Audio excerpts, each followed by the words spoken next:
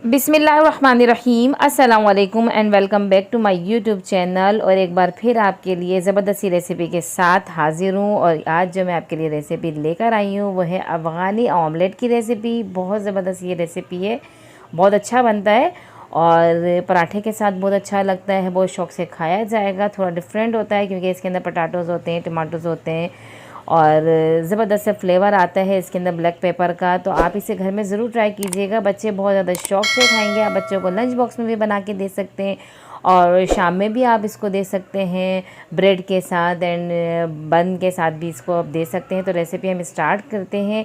तो हमने ले लिया एक पैन और पैन के अंदर हमने डाल दिया 3 खाने के चम्मच कुकिंग ऑयल और ऑयल गर्म हो जाएगा तो इसके अंदर एक हमने आलू ले लिया है, मीडियम साइज़ का है।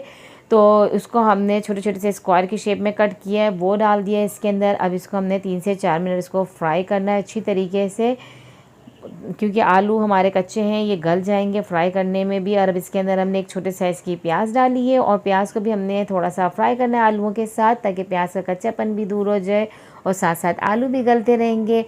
तो ये प्याज का जब कच्चापन दूर हो जाए तो फिर इसके अंदर हम मज़ीद चीज़ें डालेंगे। और वो कुछ इस तरीके से हैं कि हमने एक ले लिया है टमाटर, ये बड़े साइज़ का लिया।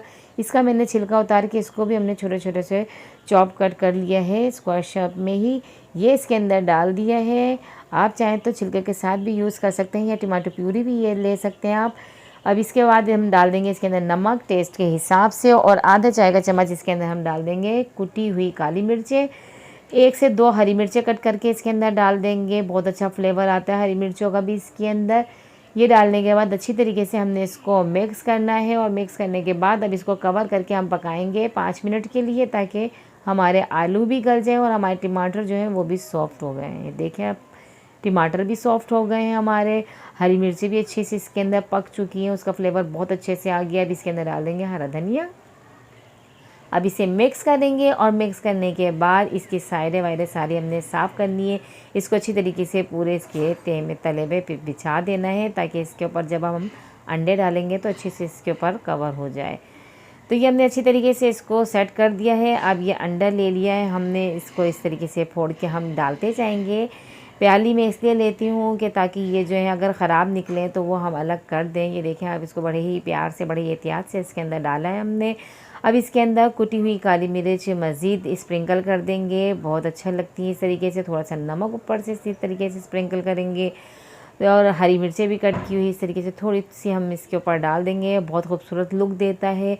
हरा धनिया भी साथ में इसके अंदर थोड़ा सा ऊपर से स्प्रिंकल करेंगे, बहुत खूबसूरती के लिए, बहुत अच्छा लगता है ये। अब इसको हम कवर करके पकाएंगे तकरीबन 3 मिनट के लिए।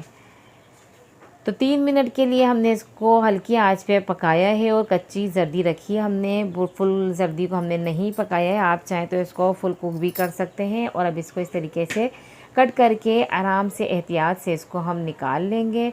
बहुत ज़बरदस्त ये रेसिपी है जो मैंने आपके साथ शेयर किया, आप इसे ज़रूर ट्राई कीजिएगा। और चैनल पे नए हैं तो चैनल को सब्सक्राइब करना ना भूलें और साथ ही बेल आइकन को भी प्रेस करें, वीडियो पूरी देखा करें और ताकि मेरी हौसला अफजाई हो, मेरा चैनल आगे बढ़े, ग्रो करे। और मुझे दुआओं में याद रखा करें। मैं ऐसी मज़ेदार सी रेसिपियाँ आपके साथ शेयर करती रहूँगी और मुझे कमेंट में बताया करें कि आपको कैसी लगी मेरी रेसिपी ये वाली। और मेरे चैनल का विज़िट करें, बहुत अच्छी अच्छी सी रेसिपियाँ हैं उसके अंदर, रमज़ान के हवाले से भी मिल जाएंगी आपको और बहुत ज़बरदस्त से डिज़र्ट भी मिलेंगे आपको। तो ऐसे ही मुझे दुआओं में याद रखें, मेरे चैनल पे आते रहें, मुझे सपोर्ट करते रहें, आपके सपोर्ट की ज़रूरत है मुझे। और मुझे दुआओं में याद रखें और नेक्स्ट वीडियो तक दीजिए इजाज़त। अल्लाह हाफ़िज़।